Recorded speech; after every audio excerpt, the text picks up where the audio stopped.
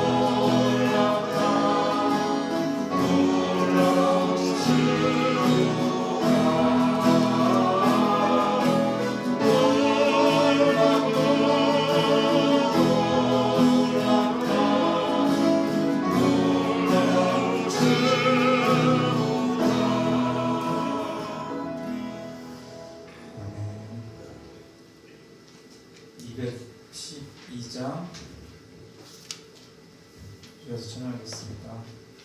212장 아빠 아버지가 찬양하겠습니다.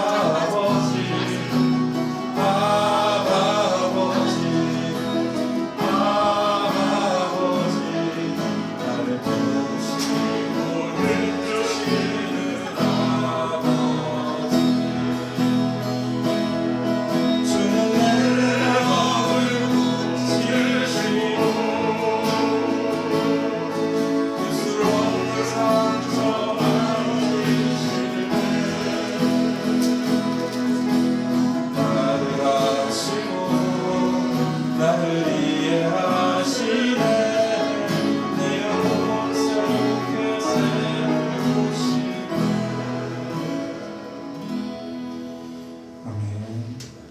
238장 다시 찬양하겠습니다. 238장 주를 향한 나의 사랑인 것이라.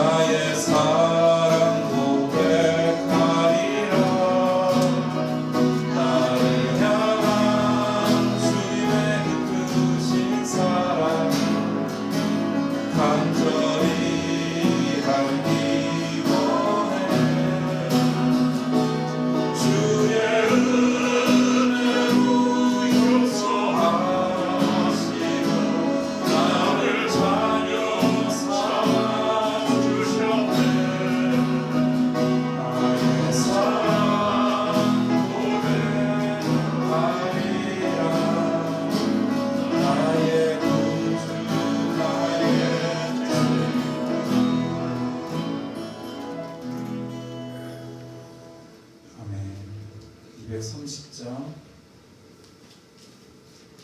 종교 종대하신 주 230장 같이 찬양하겠습니다. 230장입니다.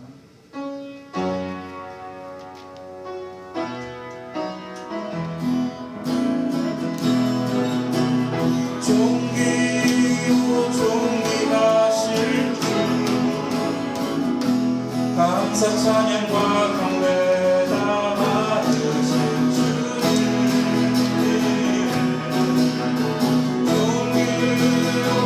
존귀하신 주 감사 찬양과 경배 다 받으실 주님 찬양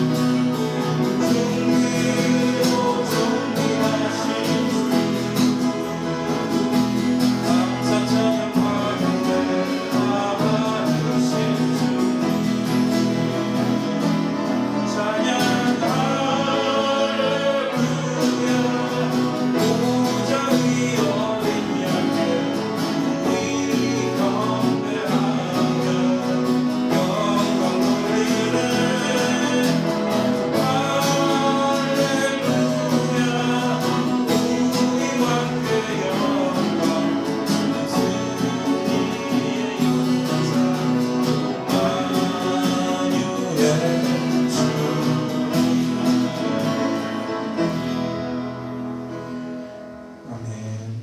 551장 예수 우리 왕의 같이 하겠습니다.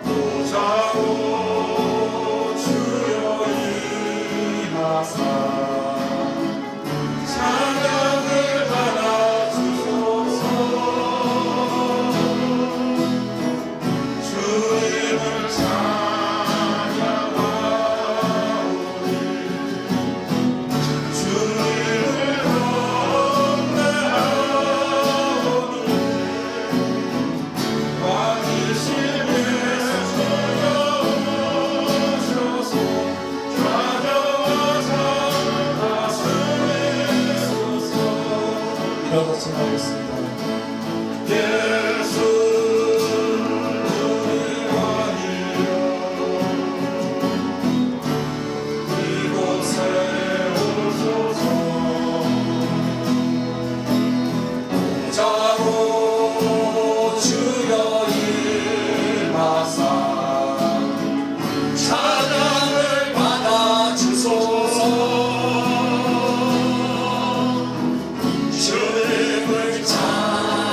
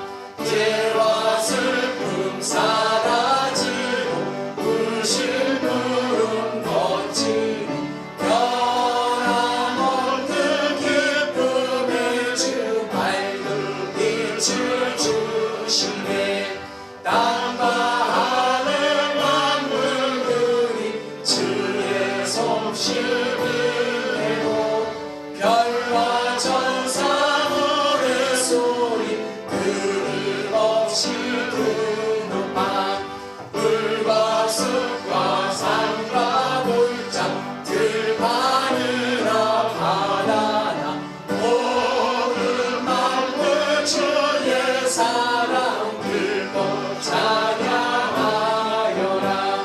우리 주는 사랑이요 공의 근원이시니 삶의 깊은 샘이 되어 바다처럼 넘치네. 아버지의 사랑 안에 우리 모두 형제 서로 사랑하게 도와주시옵소서. 새벽별의 노래 따라 힘찬 찬송 부르니 주의 사랑 품이 되어 방망되게 하시네. 노래하며 행진하여 싸움에서 이기고 승전가를 높게 불러 주께 영광 돌리세. 아멘. 지난 주간 우리가 지은 죄를 자백하며 참회의 기도를 드리시기 바랍니다.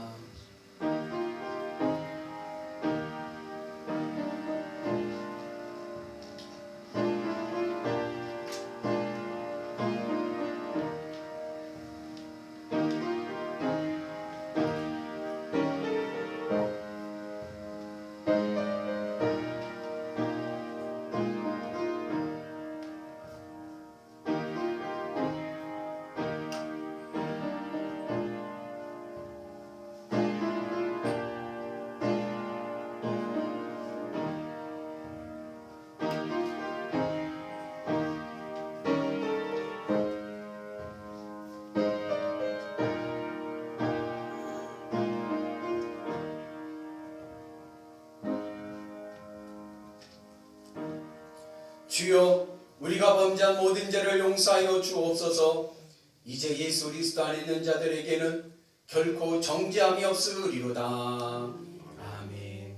전능하사 천지를 만드신 하나님 아버지를 내가 믿사오며 그 외아들 우리 주 예수 그리스도를 믿사오니 이는 성령으로 잉태하사 동정녀 마리에게 나시고 본디오 빌라도에게 고난을 받으사 십자가에 못 박혀 죽으시고 장사한 지 사흘 만에 죽은 자 가운데서 다시 살아나시며 하늘에 오르사 전능하신 하나님 우편에 앉아 계시다가 저희로서 산자와 죽은 자를 심판하러 오시리라. 성령을 믿사오며 거룩한 공회와 성도가 서리교통하는 것과 죄를 사하여 주시는 것과 몸이 다시 사는 것과 영원히 사는 것을 믿사옵나이다. 아멘. 여호와여, 나의 영혼이 주를 우러러 보나이다. 나의 하나님이여, 내가 주께 의지하여 싸우니 나를 부끄럽지 않게 하시고 나의 원수들이 나를 이겨 개가를 부르지 못하게 하소서. 주를 바라는 자들의 수치를 당하지 아니하려니와 까닭 없이 속이는 자들의 수치를 당하리이다. 여호와여, 주의 도를 내게 보이시고 주의 길을 내게 가르치소서. 주의 길로 나를 지도하시고 교훈하소서. 주는 내 구원의 하나님이시니 내가 종일 주를 기다리나이다. 여호와여, 주의 공률하심과 인자하심이 영원부터 있었사오니 주여 이것들을 기억하소서. 여호와여, 내 젊은 시절의 죄와 허물을 기억하지 마소서. 주의 인자하심을 따라 주께서 나를 기억하시되 주의 선하심으로 하옵소서. 여호와는 선하시고 정직하시니 그러므로 그의 도로 죄인들을 교훈하시리로다. 온유한 자를 정직으로 지도하시며 온유한 자에게 그의 도를 가르치시리로다. 여호와의 모든 길은 그의 언약과 증거를 지키는 자에게 인자와 진리로다. 아멘.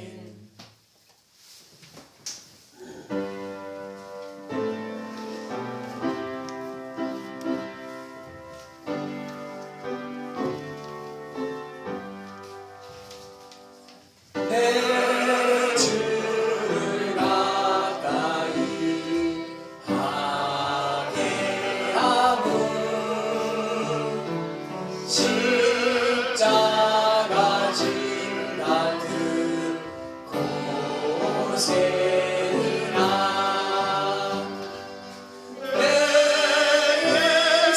소원을 늘 찬송하면서 주께 더 나아가기 원합니다. 내 고생하는 것 옛냐고는 돌베개 메고자 갔습니다. 꿈에도 소원을 늘 찬송하면서 주께 더 나아가길 원합니다. 천성에 가는 길 험하여도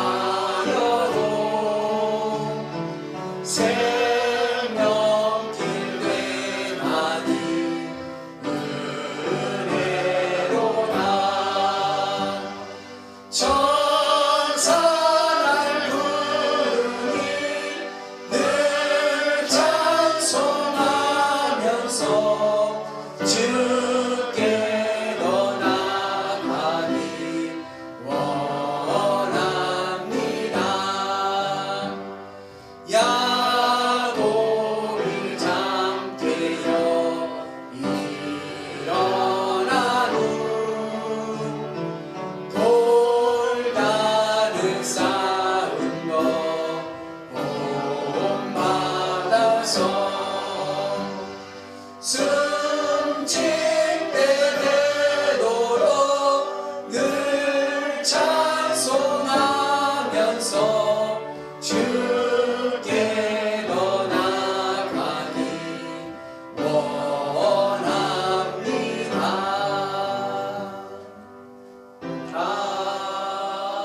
아멘.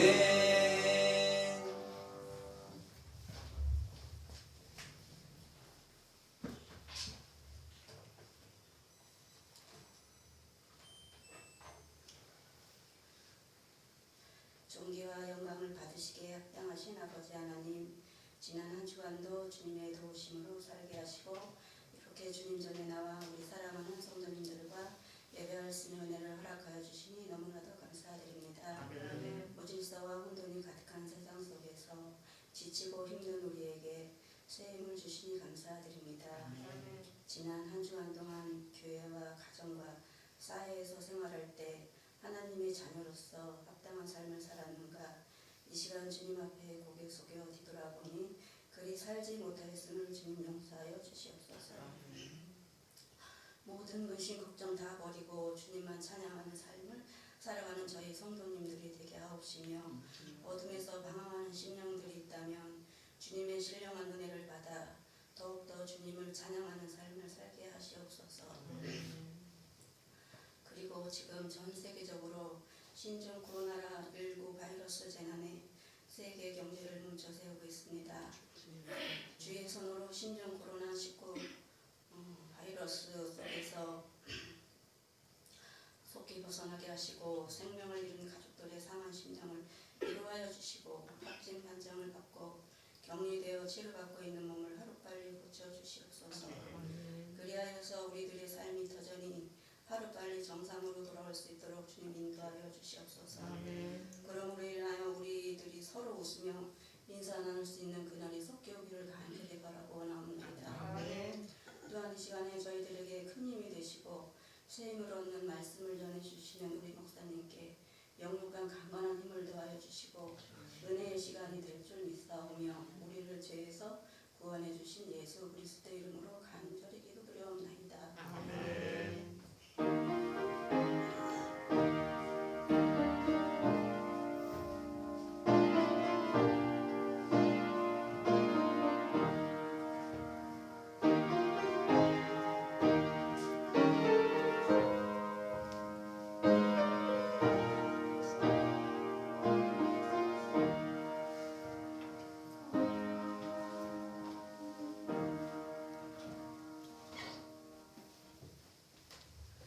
성경 말씀은 마태복음 20장 28절입니다. 신약 33쪽입니다.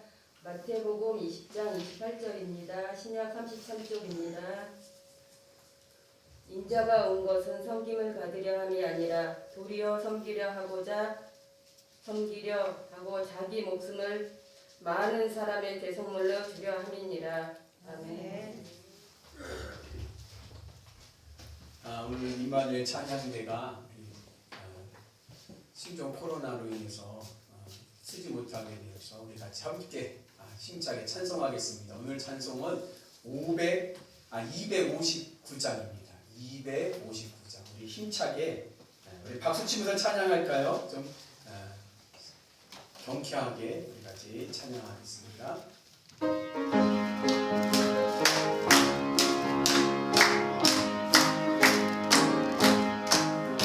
예수 십자가에 흘린 피로써 그대를 씻기려 인류가 울게 하는 능력을 그대는 참지 않는다.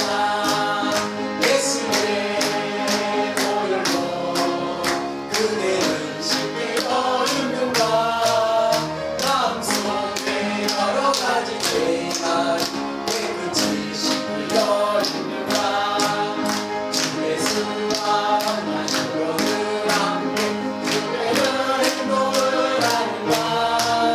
아무 때나 어디서나 그대 십자가를 들고 있는가. 예수의 보혈로 그대는 씻기려 있는가. 마음속에 여러 가지 죄악 깨끗이 씻기려 있는가. 주님만 그대 영접할 제목이 있는가. 그대 몸은 거룩한 곳 천국에 들어갈 준비가 되는가. 예수의 보혈로 그대는 씻기려 있는가. 마음속에 여러 가지 죄가 깨끗이 씻기려 있는가. 모든 죄에 멀어지게도 주 앞에 지금 다 벗어서 샘물같이 솟아나는 보혈로 눈보다 너희의 씻으라. 예수의 보혈로 그대는 씻기려 있는가. 마음속에 여러 가지 죄악 깨끗이 씻기려 있는가. 아멘. 할렐루야.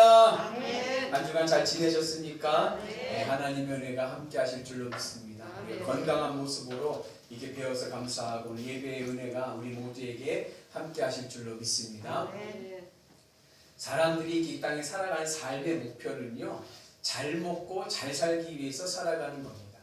한마디로 말하면 대접받기 위해서, 섬김을 받기 위해서 살아갑니다. 그 사람들이 이 땅에서 열심히 일하고 돈 벌고 수고하는 이유는 이 세상에서 대접받고 섬김을 받기 위해서입니다.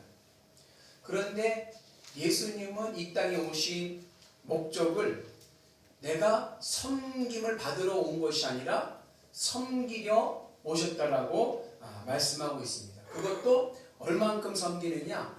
죽기까지 섬기러 오셨다라고 말씀하십니다. 2절 말씀이었는데 우리 다시 한번 같이 읽습니다. 인자가 온 것은 섬김을 받으러 함이 아니라 도리어 섬기려 하고 자기 목숨을 많은 사람의 대속물로 주려 함이니라. 우리가 이런 말을 종종 할 때가 있어요. 내가 쏜다. 야, 내가 쏠게. 가자. 하고서는 친구들이나 가족이나 이웃들에게 맛있는 식사를 접대합니다. 그런데 이렇게 내가 쏘는 것은요, 엄밀한 의미에서 보면요, 대접하는 것은 아니에요. 왜냐하면 쏘는 이유가 왜 쏴요?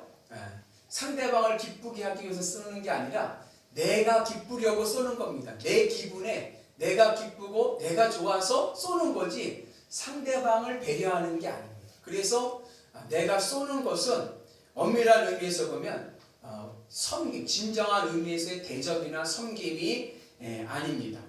섬김은 뭐냐? 진정한 의미에서 섬김은 나보다도 상대방을 기쁘게 하는 것이 섬기는 겁니다. 그래서 섬김은 내가 좋아하는 것 이전에 상대방을 기쁘게 하고 평안하게 하고 상대방을 즐겁게 하는 것이 섬기는 것입니다. 그래서 예수님께서 섬기러 오셨다라고 하시는 말씀과 더불어서 뭐라고 말씀하시냐면은 대성물이 되신다라고 말씀하십니다. 대성물이라는 것은 뭐냐면 내가 상대방을 살리기 위해서 내가 죽는 것입니다. 상대방을 기쁘게 하기 위해서 내가 희생하는 것이 바로 대성물이 되는 것인데 예수님께서 섬기기 위해서 대성물이 되신다라고 말씀하고 계십니다.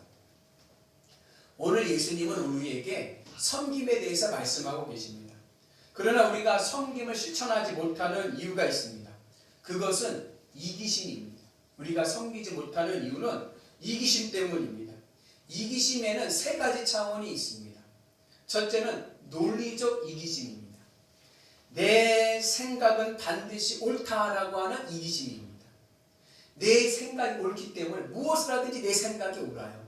그렇기 때문에 나와 다른 생각을 하는 사람을 다 틀렸다라고 보기 때문에 그들을 섬길 수가 없습니다. 나는 옳은데 그 사람은 틀렸다라고 생각을 하니까 그 사람을 섬기지를 못하는 것이죠.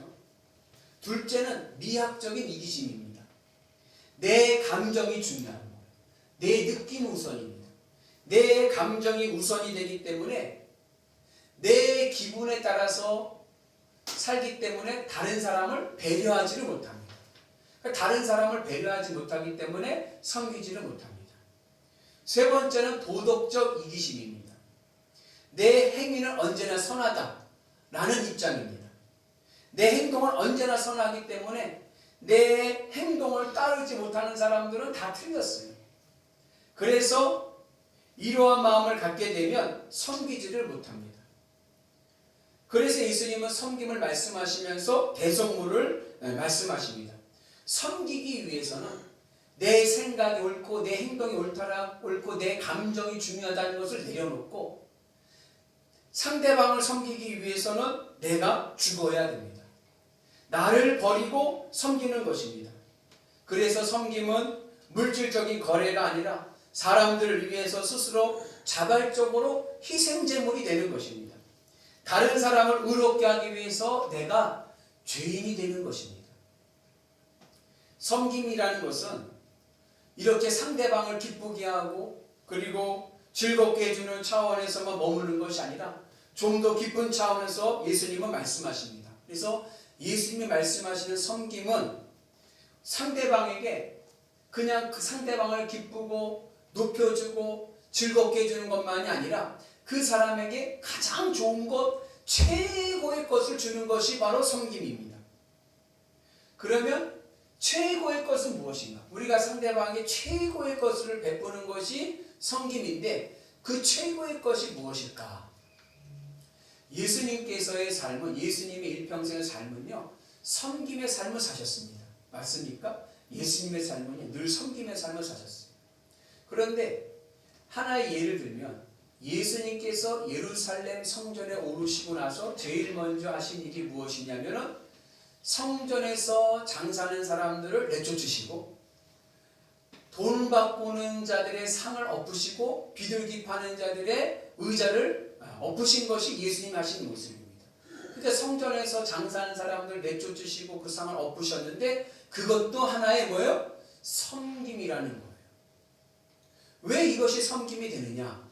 그 이유는 예수님께서 성전에서 매매하고 장사하는 사람들에게 하실 수 있는 최고의 일은, 그들을 위해서 할 수 있는 최선의 일은 그들이 더 이상 죄 짓지 않고 지옥불에 떨어지지 않고 천국 가게 하는 것이 그들을 위해서 최선의 일이기 때문에 그렇습니다. 섬김은 상대방에게 최선의 것, 최고의 것을 주는 것인데 그 상대방을 위해서 주는 최고의 것이 무엇이 최선의 것이냐? 그것은 그가 바로 하나님을 만나고 하나님의 뜻을 이루는 삶을 살게 하는 것이 최선의 것을 주는 것입니다. 그가 하나님의 백성이 되고 하나님의 뜻을 나타내는 삶을 살아가는 것이 그를 위해서 할 수 있는 최선의 섬김의 모습입니다. 그래서 섬김은 단순히 상대방의 요구를 들어주고 그 사람을 기쁘게 하고 그를 높여주는 것만이 아니라 그 상대방이 하나님을 만나고 하나님의 뜻을 이루고 천국 기쁨을 누리도록 하는 것이 바로 섬김입니다. 그래서 우리가 할 수 있는 최고의 섬김은 뭐냐? 복음 전도하는 것이 최고의 섬김입니다. 예수님께서 우리에게 섬김의 삶을 살아가라고 하는데 우리가 살아가면서 할 수 있는 최선의 섬김은 바로 뭐예요? 세상 사람들에게, 예수님을 모르는 이들에게 예수님을 소개하고 예수님을 만나게 하고 그들의 삶 속에 뭐예요? 천국의 은혜가 임하게 하는 것이 최고의 섬김입니다. 그래서 세상 사람들이 지옥불에 떨어지지 않고 주님을 만나서 천국의 소망으로 살아가고 하나님의 뜻을 나타나게 하는 것이 섬김이고, 성도들 간에도 최고의 섬김은 뭐냐? 밥 사주는 것보다 더 좋은 섬김은 뭐냐? 그 교우를 통해서 하나님의 뜻이 나타나도록 내가 돕고 그리고 섬겨주는 것이 진정한 섬김입니다. 그러므로 섬김은 무작정 상대방을 좋게 하는 것이 아니라 하나님을 만나고 하나님의 뜻을 흐르게 하는 것입니다. 이러한 맥락에서 예수님이 대성물로 죽으신 십자가의 사건은 우리를 향한 예수님의 최고의 섬김입니다. 왜냐하면 예수님의 십자가의 사건을 통해서 비로소 우리가 어떻게 돼요? 단절되었던 하나님과 연결되고 하나님과의 관계가 회복되고 우리가 천국, 하늘 천국의 은혜를 경험할 수 있게 되었기 때문에 예수님이 행하신 최고의 섬김은 바로 주님의 십자가의 사건이 되는 것입니다. 오늘 말씀의 배경은 20절부터 28절의 말씀인데, 어느 날 예수님의 이모 살로메가 그의 아들 야고보와 요한을 데리고 예수님 앞에 옵니다. 그런데 오늘 20절의 말씀에 보면은 그 여인의 이름을 살로메라고 하지 않고 세베대의 아들의 어머니라고 이야기합니다. 왜 이름을 돌려서 얘기를 하냐면 그 당시 유대 관습이 어머니의 이름은 직접 호명하지 않는 것이 그 당시의 관습이었습니다. 우리도 그런 경우가 있어요. 우리도 이렇게 이름을 부르기보다는 뭐예요? 누구네 엄마, 철수네 엄마, 철수 엄마, 영희 엄마 이런 식으로 누구 엄마라고 자녀의 이름을 들어서 부르듯이 예수님 시대 때도 유대인들은 그 여인의 어머니의 이름을 직접 부르기보다는 아버지의 이름을 따서 세베대의 아들의 어머니라고 이야기를 합니다. 누구냐? 이 세베대의 아들의 어머니가 바로 예수님의 육신의 어머니 마리아의 친자매인 살로메입니다. 그러니까 예수님에게 살로메는 이모가 되는 거예요. 그리고 예수님께 데려왔던 두 아들 야고보와 요한은 예수님의 12제자들 중에 속하지만 또 친척 관계로는 뭐가 되죠? 이종 사촌이 되는 거예요. 그 관계 속에서 오늘 살로메가 예수님 앞에 두 아들을 데리고 와서 절을 하면서 그러면서 이야기를 합니다. 무슨 이야기를 하느냐 하면 예수님의 나라를 세우실 때 하나는 우의정, 하나는 좌의정에 앉혀주세요라고 청탁을 합니다. 예수님에게는 12제자들이 있었죠. 그리고 12제자들 중에서도 특히 예수님께서 데리고 다니시던 세 제자가 있었습니다. 누군지 아시나요? 베드로와 야고보와 요한입니다. 그 야고보와 요한은 예수님과 이종사촌 관계예요. 그리고 그 12제자들 중에 수제자는 누구예요? 베드로예요. 그러니까 오늘 이 야고보의 어머니 이 살로메가 와서 예수님께 부탁하는 것은 바로 하나는 좌편에 하나는 우편에 앉게 해달라는 얘기는 쉽게 말하면 제 생각에는 수제자 베드로를 지켜버리고 우리 아들 둘이 최고로 높은 자리에 앉게 해주십시오라고 청탁을 하는 것입니다. 아마 이렇게 하는 살로메의 행동은 우리가 어머니로서 이해할 수 있습니다. 어머니는 자식이 잘 되는 것이 뭐예요? 제일의 목표인 거예요. 자식을 위해서라면 어머니는 무엇이든지 할 수 있습니다. 그래서 살로메가 이렇게 청탁을 하는데, 이렇게 청탁을 하게 되는 이유는, 근본적인 이유는 왜 그러냐? 예루살렘이 거의 다 왔기 때문에 그래요. 예수님께서 갈릴리를 지나서 예루살렘을 향해 가고 계시는데 이제 예루살렘에 도착할 때가 다가왔습니다. 이미 예수님은 예루살렘에 도착하시면 무슨 일이 일어날지 미리 얘기하셨어요. 예루살렘에 예수님께서 도착하시면 무슨 일이 일어나죠? 예수님께서 고난을 받으시고 십자가에 못 박혀 죽으시고 그리고 부활하실 것입니다. 이 사건을 예수님은 3번이나 예고하셨습니다. 그런데 예수님의 제자들과 예수님을 따르는 사람들은 예수님이 그렇게 말씀하셨음에도 불구하고 그것을 기억하지 못하고 예수님께서 예루살렘에 도착하시면 유대 나라를 다시 세울 것을 기대했습니다. 그래서 예수님께서 유대 나라를 다시 세울 것을 기대하면서 자신들의 영광스러운 미래의 모습을 그려가면서 그것에 마음이 부풀었습니다. 예수님은 예루살렘에 가셔서 십자가에 죽으시고 하늘 천국을 가져오실 것인데 예수님을 따르는 사람들은 그것을 보지 못하고 이 땅에서의 나라를 생각하면서 이 땅에서의 유토피아를 생각하면서 이 땅에서 내가 높은 자리에 오를 것을 기대하면서 예루살렘을 가고 있는 거예요. 요즘에 코로나로 인해서 신천지가 많이 비판을 받고 신천지에 대한 많은 것들이 드러나지 않았습니까? 신천지의 교리 중에 하나가 뭐냐면 14만 4천이 채워지면 이 땅을 다스린다는 거예요. 이 세상을 누가 다스리느냐? 14만 4천 명이 다스린다는 거예요. 그래서 14만 4천 명이 되면 그 14만 4천 명이 한 대한민국도 다스리고 미국도 다스리고 영국도 다스리고 부산도 다스리고 이렇게 나눠가지고 이 세상을 다스린다는 거예요. 그러면서 하는 말들이 그 신천지들이 농담을 하는 말이 우리 백성이 장동건이도 내 백성으로 만들고 박보검이도 내 백성으로 만들고 김태희도 내 백성으로 만들고 그리고 나는 벤츠를 타고 다니고 그러면서 모든 사람들 내가 다스려야지. 그러니까 이 땅에서 다스릴 것을 기대하면서 살아가는 사람들이 신천지들인 거예요. 그런데 그렇지가 않아요. 예수님께서 이루실 나라는 이 땅의 나라가 아닙니다. 예수님께서 가져오신 나라는요, 저 하늘 천국인 줄로 믿습니다. 이 세상의 것들은요, 결국 다 어떻게 돼요? 다 말려 없어지는 거예요. 그러니까 우리가 이 세상에서 무엇이 데려가는 것이 아니라 우리의 소망은 하늘 천국에 두고 살아가는 은혜가 있기를 축복합니다. 그런데 신천지들은 그렇지가 않아요. 신천지들은 이 땅에서 내가 다스리고 내가 이 땅에서 왕이 되어서 이 땅에서 이 땅의 지상 낙원을 만들려고 하는 것이지만 그렇지가 않아요. 오늘 예수님의 제자들도 그러한 마음을 가지고 있는 거예요.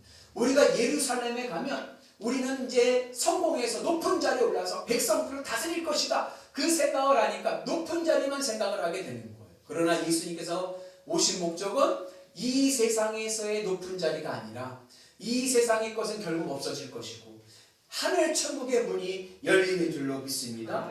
그래서 그러한 맥락에서 예수님께서 이 야고보와 요한을 청탁하는 그 과정 속에서 예수님께서 하신 말씀이 뭐라고 그러냐면 내가 마시려고 하는 잔을 너희들도 마실 수 있느냐라고 물으십니다. 여기서 예수님이 말씀하신 잔은 무엇을 상징하냐면 죽음을 상징합니다. 순교를 상징합니다. 그 당시 유대 문헌에 의하면 잔은 순교를 상징하는 그러한 은유어였습니다.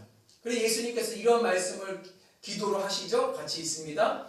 조금 나아가사 얼굴을 땅에 대시고 엎드려 기도하시어 이르시되 내 아버지여 만일 할만하시거든 이 잔을 내게서 지나가게 하옵소서. 그러나 나의 원대로 마시옵고 아버지 원대로 하옵소서 하시고 예수님께서 말씀할 때 겟세마네 동산에서 말씀하실 때 기도하실 때 내용인데 이 잔이 뭐예요? 이 잔은 십자가의 죽음입니다.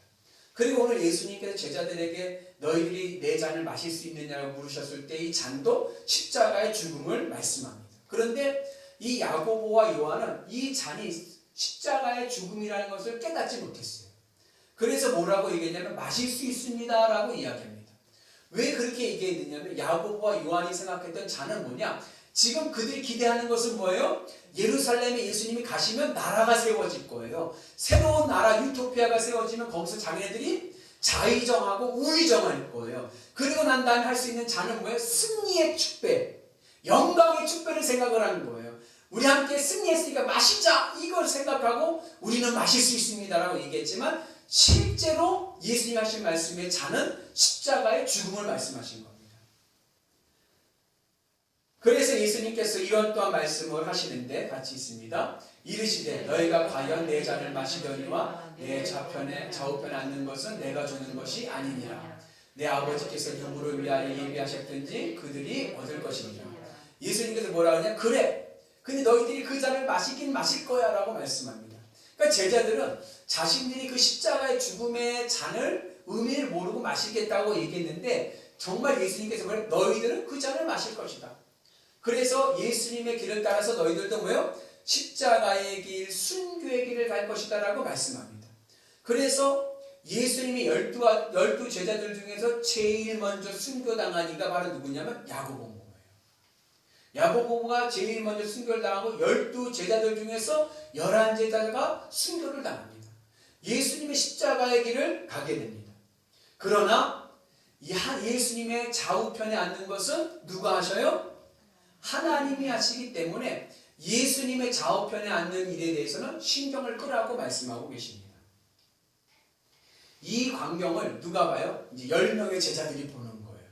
그 10명의 제자들을 보면서 화를 냅니다. 야고보와 요한을 향해서 어떻게 너희가 예수님의 친척이라고 어머니까지 대동해가지고 이렇게 청탁할 수가 있느냐 하면서 분을 냅니다. 그러면서 결국 제자들은 또다시 뭐요? 누가 높은 자인가? 누가 높은 자리에 오를 수 있는가? 그걸 가지고 또 다투게 됩니다. 그때의 예수님의 말씀이 세상 사람들은 높은 자리에 올라가서 통치하고 다스리려고 하지만 너희가 그렇게 으뜸이 되고자 하느냐? 그러면 섬기는 자가 되어야 된다라고 말씀하십니다. 같이 있습니다. 예수께서 제자들을 불러다가 이르시되 이방인의 집권자들이 그들을 임의로 주관하고 그 고관들이 그들에게 권세를 부리려는 줄을 너희가 알거니와 너희 중에서는 그렇지 아니하여 하나니 너희 중에는 누구든지 크고자 하는 자는 너희를 섬기는 자가 되고 너희 중에 누구든지 으뜸이 되고자 하는 자는 너희의 종이 되어야 하리라. 예수님이 이 땅에 오신 목적은 죽기까지 섬기기 위해서 오신 것이고 또 예수님을 따르는 제자들은 어떻게 돼요? 예수님을 따라서 섬기는 자가 되어야 됩니다.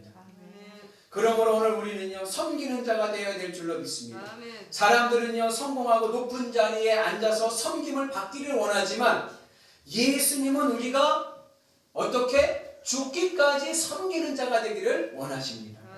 그리고 예수님이 말씀하시는 섬김에는 무조건 낮은 자리에 앉는 것이 아니라 하나님의 뜻을 이루는 진정한 리더, 지도자가 되는 비결이 있습니다. 그러니까 예수님께서 우리에게 낮아져서 섬기는 자가 되라고 하시지만 거기는 단순히 그냥 낮아지고 섬기는 것을 끝나는 것이 아니라 그것을 통해서 하나님이 이루시고자 하는 인생의 비결이 여기에 있는 것입니다.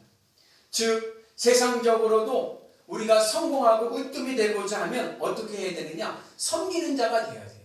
섬기는 자가 되어야 세상 속에서도 성공하고 으뜸되는 인생 될 줄로 믿습니다. 그래서 우리는 섬기는 삶을 살아가야 되는데 사람들이 섬기는 자가 되는 것을 싫어하는 이유는 이러한 생각을 갖고 있기 때문에 그래요. 섬김은 약한 사람이 하는 것이다 라고 생각하기 때문에 그렇습니다.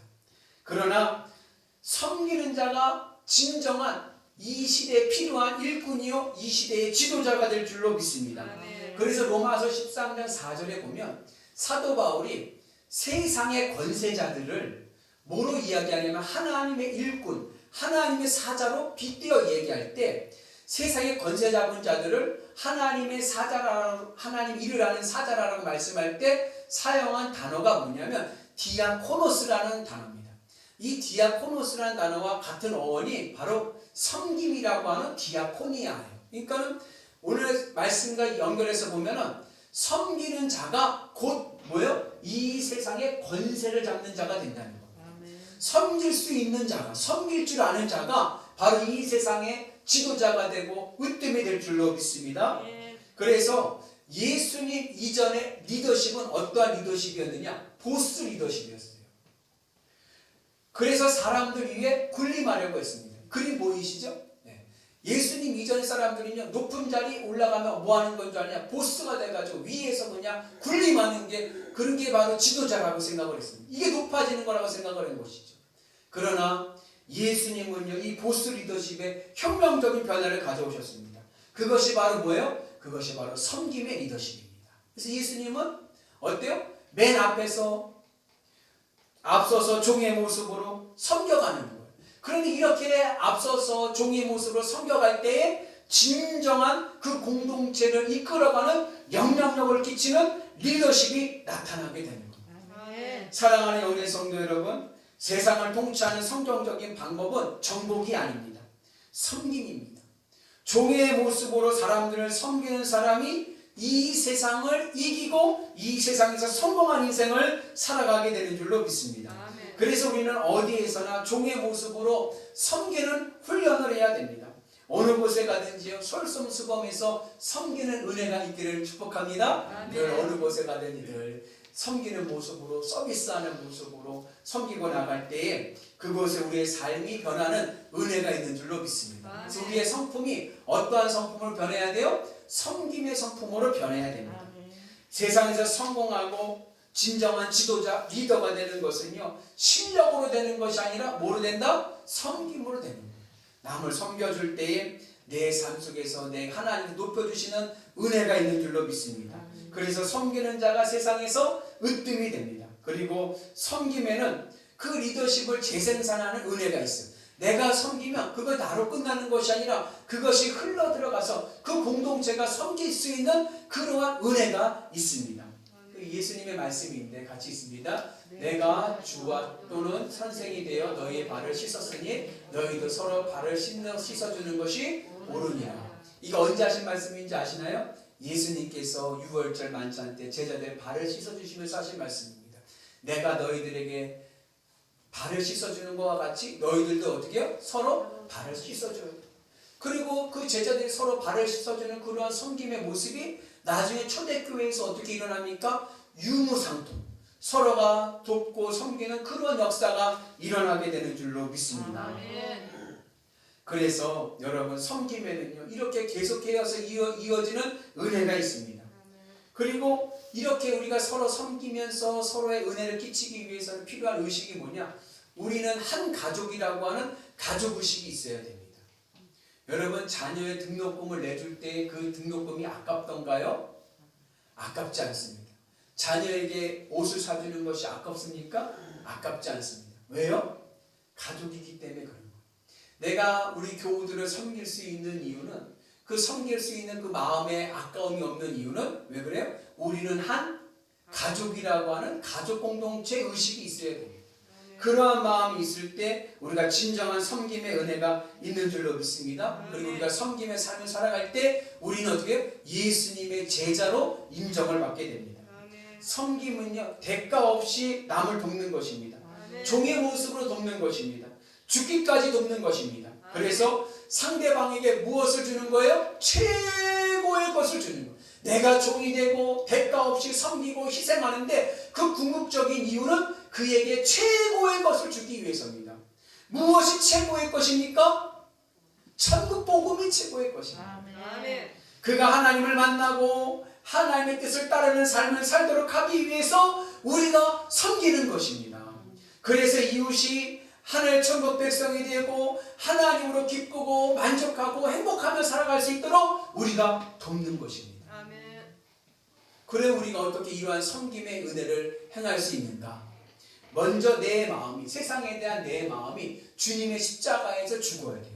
그러니까 내 마음이 세상 것을 기쁘고 행복하려고 하면 내가 온전히 섬길 수가 없습니다.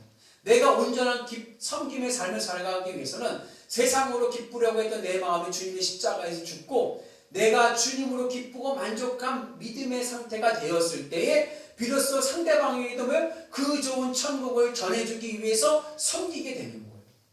우리가 그러한 은혜가 있기를 주님의 이름으로 축복합니다. 그래서 주님의 복음의 은혜를 전하기 위해서 그를 대가 없이 복음으로 섬기고 사랑할 때에 섬김의 열매들이 나타나게 되는 줄로 믿습니다.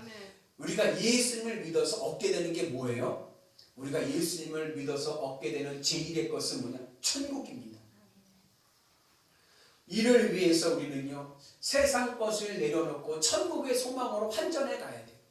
예수 믿는 우리는 늘 마음에 하늘 천국을 소망하면서 살아가야 될 줄로 믿습니다.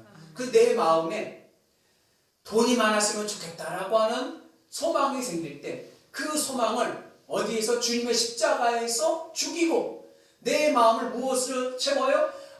하늘 천국을 느끼며 살아갔으면 좋겠다. 하늘 천국의 소망으로 바꿔야 되는 거예요. 자녀가 잘 됐으면 좋겠다라고 하는 자녀에 대한 소망도 주님의 십자가에서 죽고 무엇으로?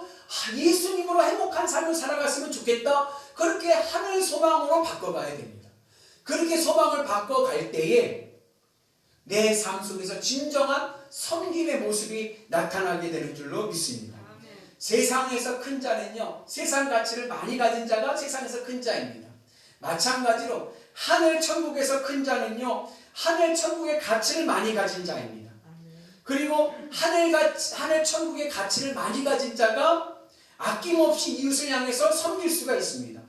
그런데 이상한 것은 내가 그들에게 섬기고 낮아지고 희생할 때에 무슨 일이 생기냐? 하나님이 나에게 주시는 하늘의 복으로 내 삶이 어떻게 돼요? 올라가는 거. 높여지고요, 으뜸이 되는 은혜가 있는 줄로 믿습니다. 나는 주님의 뜻을 이루기 위해서 종의 자리로 내려갑니다. 그들에게 복음을 전하기 위해서 내가 희생합니다. 헌신합니다. 천국을 전해주기 위해서 내가 그들을 기쁨으로 섬깁니다. 그렇게 섬김의 은혜가 있을 때에 낮아지고 있는 내 모습 속에서 하나님의 은혜가 있고 하나님의 뜻이 있고 하나님의 섭리가 있어서 하나님께서 나를 높여주시는 은혜가 있는 줄로 믿습니다. 그래서 섬기는 자가 세상적으로도 어떻게 성공하고 으뜸이 되는 거예요. 그 은혜가 오늘 우리 가운데 있기를 주님의 이름으로 축복합니다.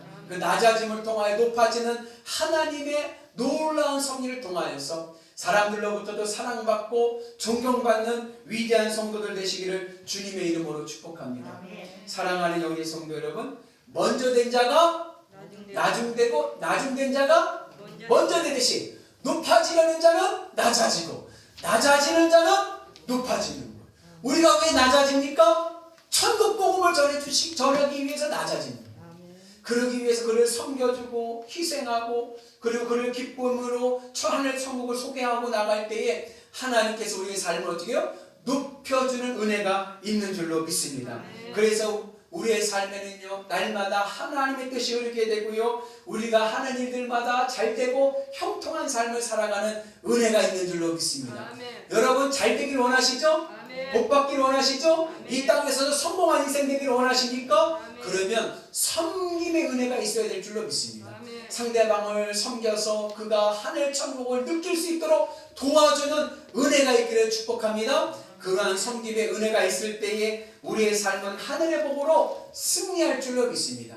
인생 성공의 비결이 바로 여기에 있습니다.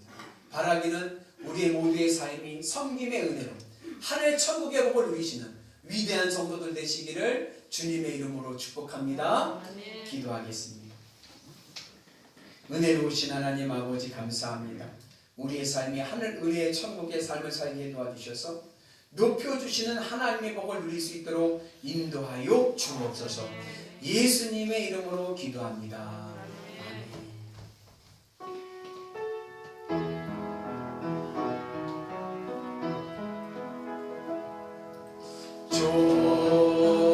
좋으신 하나님, 좋으신 하나님, 참 좋으신 나의 하나님,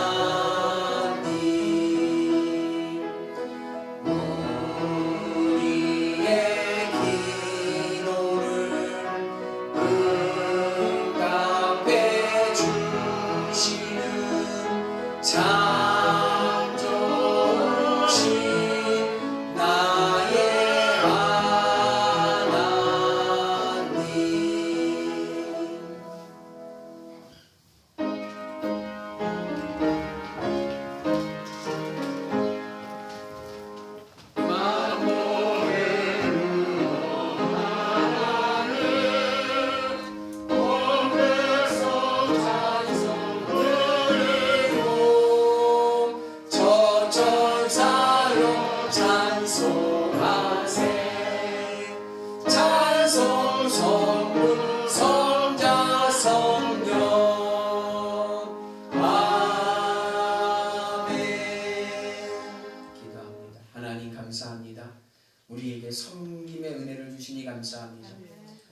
복음을 전하는 것이 최선의 섬김을 깨닫게 하시니 감사합니다. 아멘. 낮아지게 하시고 섬기게 하시고 희생하게 하여 주셔서 아멘. 하나님이 높여주시는 귀한 축복의 은혜를 누리게 하여 주옵소서. 아멘. 하나님의 은혜로 으뜸되는 삶을 살게 도와주시고 이 시대에 영향력 있는 성도들 되게 하여 주시고 하나님 우리의 소망과 우리의 삶이 하늘의 은혜로 채워지게 하여 주옵소서. 아멘. 그 믿음의 결단으로 드려진 예물입니다. 우리의 삶입니다. 우리의 생명입니다. 우리의 마음입니다. 우리의 정성입니다. 하나님 흠양하여 주시고 놀라운 복으로 채워주셔서 하나님 우리의 삶이 이 땅에서도 주의 은혜로 으뜸되는 삶이 되게 도와주시고 복된 삶이 될 수 있도록 인도하여 주옵소서. 나사렛 예수 그리스도 이름으로 명하노니 우리 심령에 있는 악한 영들은 물러갈지어다. 질병은 치료받을지어다. 문제는 응답될지어다. 국가는 채워지게 하여 주시고 놀라운 주의 복으로 승리하게 하여 주옵소서. 예수님의 이름으로 기도합니다. 아멘.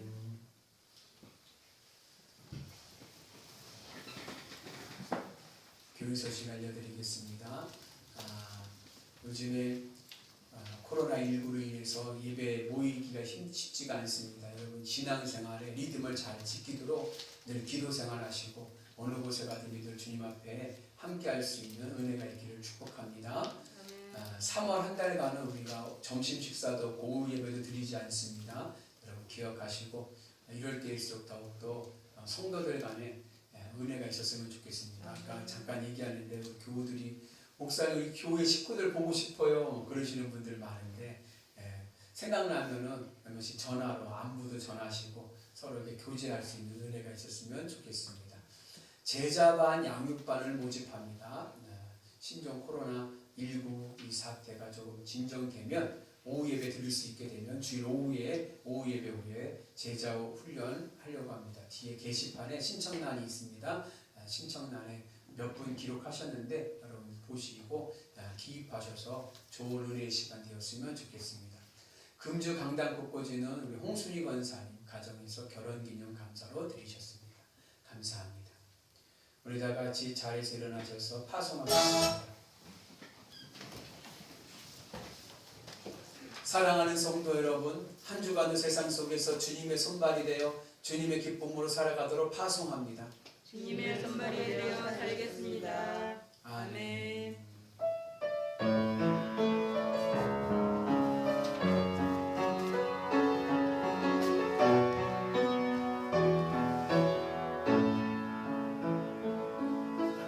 이 땅의 만물을 보소서 하늘의 하나님 긍휼을 베푸시는 주여 우리의 죄악 용서하소서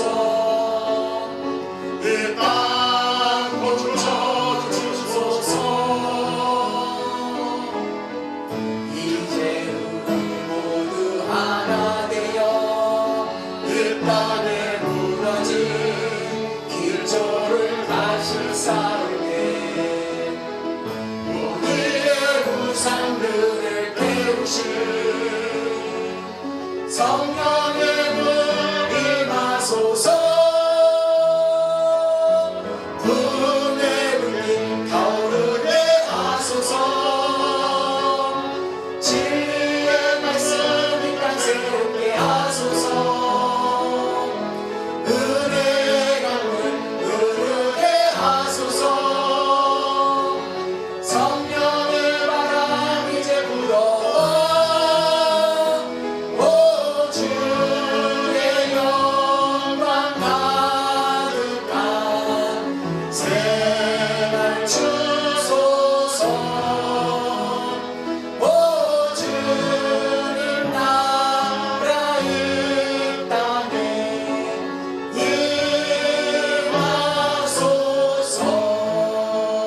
임하소서. 이제는 우리 구주 예수 그리스도의 은혜와 하나님 아버지 만극하신 사랑하심과 성령님 감화감동 역사하심과 교통하심과 충만하심이 예수님께서 십자가를 통하여 우리를 섬겼듯이 우리도 주님의 길을 가며 섬김의 삶을 살게 하여 주옵소서. 세상 사람들에게 천국의 기쁨을 전할 수 있게 하여 주시고 낮은 자리로 내려갈 때에 높여주시는 하나님의 은혜를 경험하게 하여 주옵소서. 아멘. 믿음으로 결단하는 영일교회 교우들과 이 제단 위에 이제부터 영원토록 함께 하시기를 간절히 축복하옵나이다.